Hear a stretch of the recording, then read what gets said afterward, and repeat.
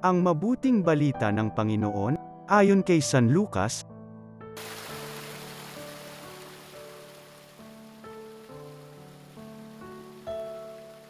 Noong panahong iyon, tinawag ni Jesus ang 12 at binigyan sila ng kakayahan at kapangyarihang magpalayas ng mga demonyo at magpagaling ng mga karamdaman. At sinugo niya sila upang ipahayag ang paghahari ng Diyos at magpagaling ng mga may sakit. Sila'y pinagbilinan niya, huwag kayong magbaon ng anuman para sa inyong paglalakbay kahit tungkod, supot, tinapay, salapi o bihisan. Makituloy kayo sa alinmang bahay na tumanggap sa inyo, at manatili roon hanggang sa pag-alis ninyo sa bayang iyon.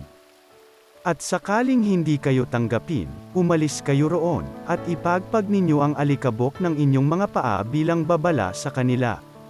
Kaya't humayo ang mga alagad at naglakbay sa mga nayon, na ipinangangaral ang mabuting balita at nagpapagaling ng mga may sakit sa lahat ng dako. Ang mabuting balita ng Panginoon.